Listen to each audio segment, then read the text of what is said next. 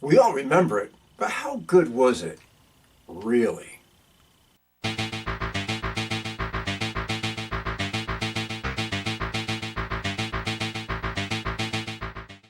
everybody, today we're going all the way back to 1984, as I like to call it, the year of Linda Hamilton, because she was in this and some other little underground flick called The Terminator. Is what it was. We are here today to check out the one and the only Children of the Corn. But before we go any further, before we dive into this gem anymore, once and again, and as always, to the trailer. Every child is afraid of the dark, the unknown, the nightmare. In Gatlin, Nebraska, that nightmare is in the corn. Stephen King's Children of the Corn.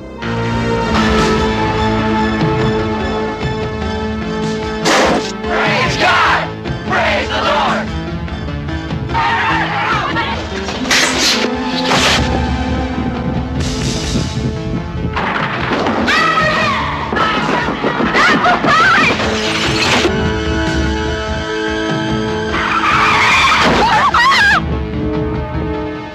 From Stephen King, the author of Carrie, The Shining, The Dead Zone, and Christine, an adult nightmare.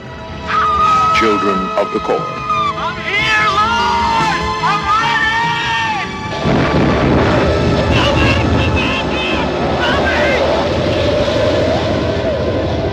ready! Stephen King's Children of the Corn, an adult nightmare.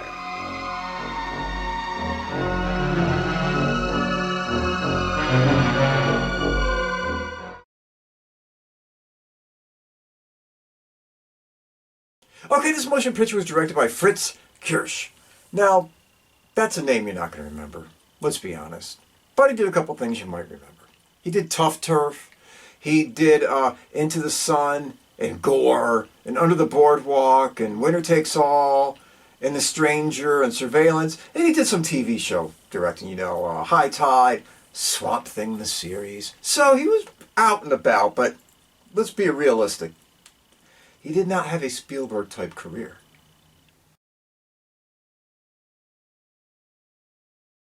Okay, playing Burt. Peter Horton. You can remember him as a TV guy from the 80s. Let's take a look down memory lane. We're talking about he was in things like Dallas and Eight Is Enough, and St. Elsewhere, and Seven Brides for Seven Brothers, and Brimstone, and the Gina Davis Show, if anybody remembers that, and Line of Fire, and CSI New York, and of course, probably most famously, there was that show that was kind of a hit at the time called 30-something. There it was, there it goes, now you know it. Playing Vicky, as I mentioned before, the one and only Linda Hamilton. Let's do this. She was in Black Moon Rising. She was in King Kong Lives and Mr. Destiny and Dante's Peak, which is really not that bad. Gets overlooked. And Shadow Conspiracy and on TV. You know what I mean? She was in Beauty and the Beast, which was a big hit. And Weeds. And of course, really, we're always going to remember her for Terminator 1 and Terminator 2. And she even popped up in that piece of horrid shit, Terminator Black Fate or whatever it was. I couldn't make it past 25 minutes of it. I had to bail. Anyway, is what it was. Let's keep moving. Playing Diehl! And not a big role.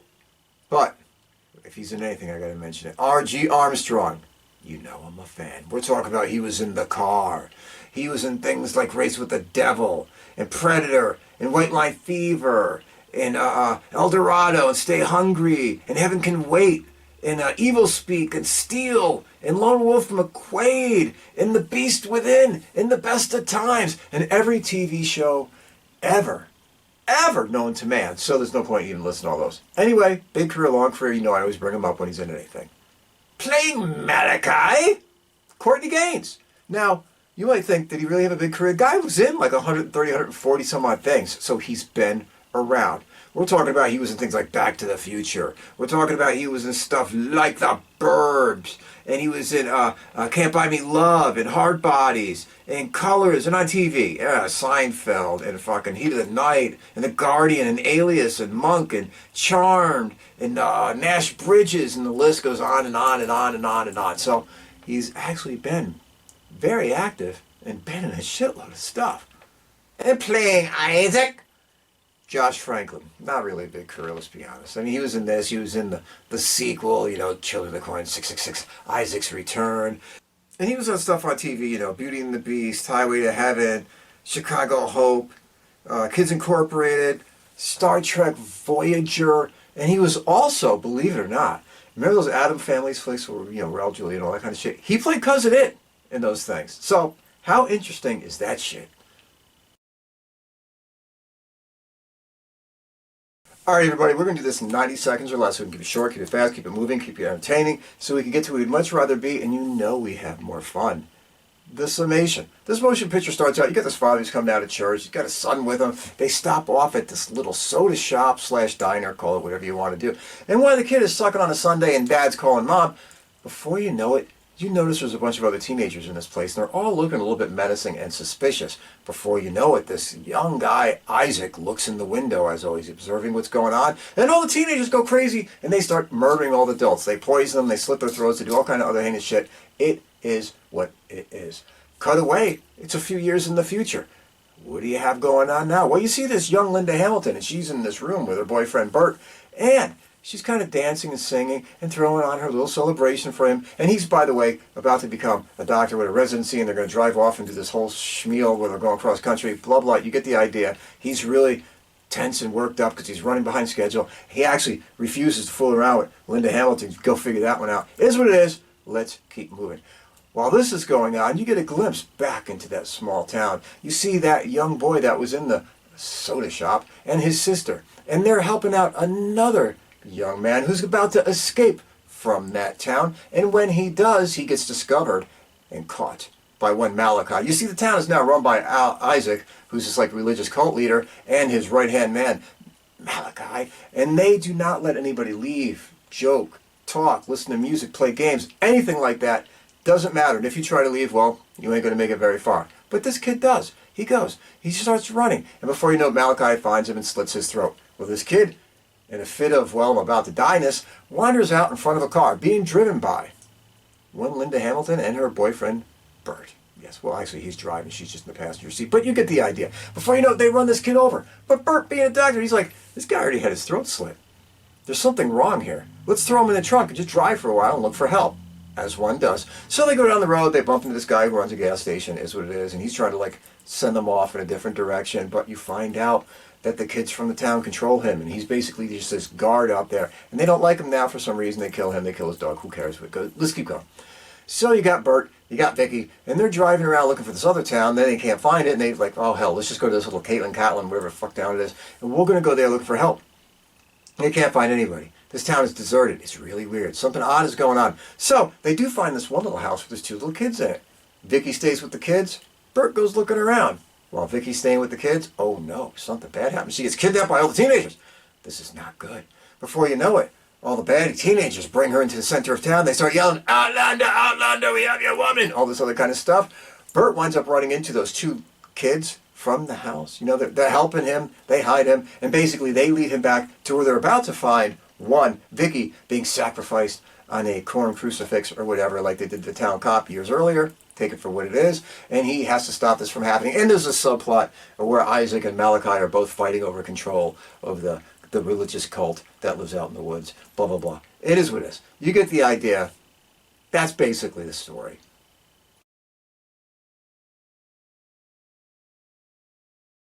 Okay, everybody, does Children of the Corn work? Yeah, I think it's gotten much more of a bigger reputation in hindsight than it really might warrant. It's not a great movie. It's not horrible, but it's not a great movie. But it sometimes gets lumped in with that A's list of flicks where, like, everybody, you have to see Children of the Corn. There's been sequels. It's like this cult flick. It is what it was. It did what it did, and we'll get more into it. Let's just get the big three out of the way first. The directing, it's all right. I wouldn't call it great. There's shots of it that are actually pretty decent and look really nice. But between the directing and the cinematography, you get kind of that 80s feel. And if you know what I'm talking about, you know what I mean. There's a certain look to a lot of those motion pictures where you're just like, it's real, but you don't ever feel it's too real. This one, yes, because it's out in the open mostly, and you see the fields of corn, and you see this small town. It does have a bit more authentic feel to it than some of its other contemporaries that were 80s directed, but it still has this slight air of being slightly off. And I'll get to more into the reasons why that in just a little bit. The writing, it is what it is. Fairly pedestrian. Nothing great, but it's not horrid. It's not bad. You know, there's some cool one-liners, all that kind of stuff. And, you know, you have the whole Peter Horton character and the Vicky character, and they seem almost like a normal couple, except that Peter Horton is a complete asshole in this movie. I mean, Burt is really a dick. I don't know why they wrote him that way, but he comes across as an asshole of a character, and you're like, why is Vicky with this dude? This dude is an asshole. But whatever, that is. But the writing, I digress, fairly okay. And the acting, whew, this is where you kind of hit it. Linda Hamilton's solid. She's good in it. Peter Horton, he's actually pretty good in it. I mean, again, his character's unlikable. He's kind of an asshole, but he carries his weight. The kids, well, the Malachai character's good. Courtney Gaines does a really good job playing him. He does. I mean, you got to give him that. And the Isaac character, I mean, for a very, very small in stature, but very, very boisterous religious cult leader, you know, Franklin does a fairly good job, let me put it that way. He does a good job as Isaac, whatever. Some of the other kids in this motion picture, yeah. I don't mean to be judgeful of like child actors or anything like that, but you get what you get sometimes, and this is one of those motion pictures. Now let's get back on track to why this motion picture works and doesn't, and, you know, it does what it does. I think one of the problems with this motion picture is that, well, it really almost feels like it doesn't know what it wants to be.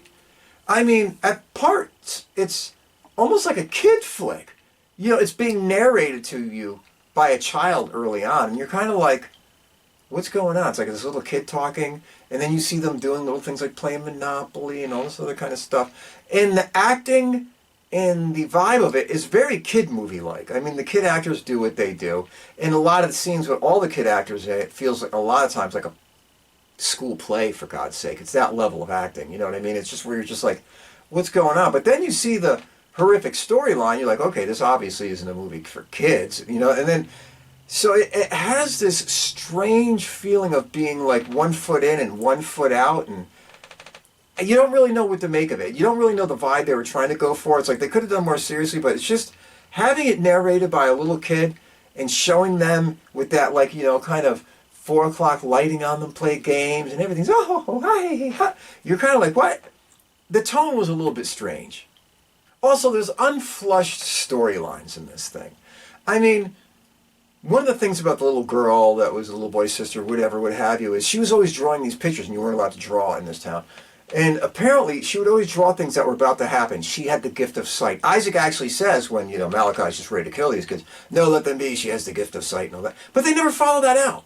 You're like, other than her drawing a picture of a car showing up in town, and then the fucking car shows up in town, you're like, and?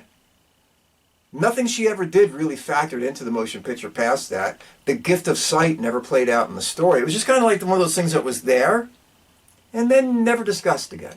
So it was like a storyline or a subplot that you're like, okay, where's this going to lead? And it led to nowhere. So you're like, okay. And let's face beyond reality. The special effects in this movie are horrid. I mean, they are just some of the shittiest, cheesiest stuff I've ever seen. I mean, the whole end scene where Isaac's up on the corn crucifix or whatever the hell he's doing, and this thing overtakes him and whatever. You're just like, wow, that does not look good. And then when the fields like burn and you see the thing kind of go up into the sky, it looks really, really, really bad. It looks horrendously bad. And you actually, all that went through my head was like, they're stealing this ending from the car. Remember the car? Great motion picture. When the car goes off the cliff and explodes and you can see like the demon or whatever going up in the fireball, like, that's kind of what they just copied in this. But they did it badly. Really badly, kind of shittily actually. So it's like one of those things where you're like, oh man, I know this is a small motion picture, but god damn, couldn't you just spice that ending up a little bit and just make it look a little better than somebody went in there and just, you know, hand drew in some goofy shit over this, whatever. The special effects are bad. And like I said, there's times in this where it feels like a school play. And when Isaac shows back up from the dead or possessed or whatever the frig is going on with that character, the makeup effects on him is truly some of the shittiest I've ever seen. I've seen better shit by kids working at a Spirit Halloween shop. I mean, it was really, really, really, really bad. So you're like, I understand why they dropped the ball in some of those areas. It doesn't make any sense. So, I don't know. Any makeup person with $10 and more time on their hands could have done a better job. So, again, another place where this motion picture just kind of dropped the ball.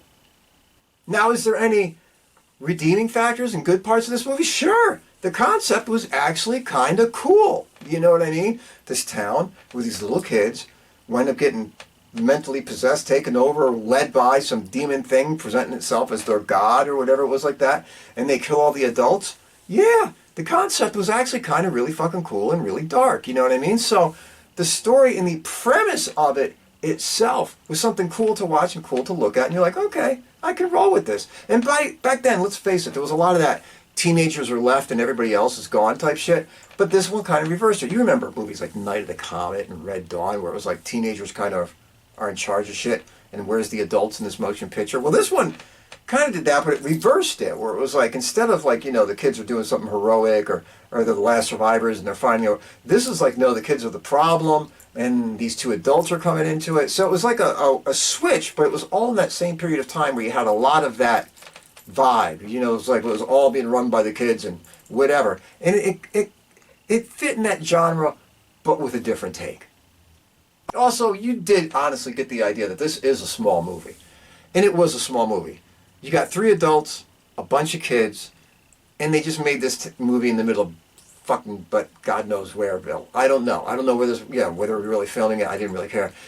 But you really got the picture in your head. This is Linda Hamilton before she was anyone. It was Peter Horton before he was anybody. And they are really just a couple of decent actors thrown to this little teeny small movie with a bunch of children in it, filmed in the middle of nowhere with no money for special effects. And they actually said to themselves, let's just go make a movie. So you got that cool factor. And like I said earlier, there is some cool scenery. When they're driving and in the town, yes, you do get some good shots. That small town eeriness, those are shot well. In the town, with the roads and the miles of corn, those are shot well. Yes, there's that slight 80s cinematography at places or cheese in there that just reminds you a little bit this is an 80s movie. Again, not as sinful as some of the others, but by and a whole, it has a decent look to it. And like I said earlier, the 2 adults, 3 if you count the few minutes that R.G. Armstrong is in the thing, and the 2 main kids do a solid job. So you can kind of overlook some of the other stuff. You can kind of sit there and say to yourself, okay, the other kid actors are pretty much dog shit, and a lot of this stuff doesn't mean anything as far as great acting, but your 5 main leads do carry the motion picture fairly well. So all in all, where are we going with this? If you like movies, and you know the movies I like to talk about, whether it's Track of the Moon Beast or Gargoyles and stuff like that, you can watch a motion picture like this and have a good time. Am I saying it's as good as Gargoyles? No. But you get the idea. Small movie, shot fairly decently. Everybody in it is trying their best. The special effects are really not up to par. Gargoyles were great, by the way, but special effects are not really up to par. And you're just given a little story, and you say to yourself, as long as I overlook the flaws and the leaps in logic, like the fact that none of these kids have aged in 3 years since the original incident, by the way. They all look fucking like it's the next day. It's supposed to be 3 years later. And you can sit there and overlook the idea that, you know, the special powers of this girl are just completely forgotten about. And you just say, screw this, I'm going to roll with it. You got yourself a movie that's mid-level decent, but fairly fun to watch. And you can sit there and say, hey, I enjoyed it. It's not great, it's not bad, but it is what it is. Check it off your list of things from back then to say, watched it, done, this is what I think about it, and then go watch a couple of the sequels, which God knows sucked. Is what it is. Okay, everybody, be good. Take care. Stay out of trouble. Be there for a friend. Be kind to a stranger. But most of all, never, and oh, I mean ever, take any bullshit from anybody. See y'all soon.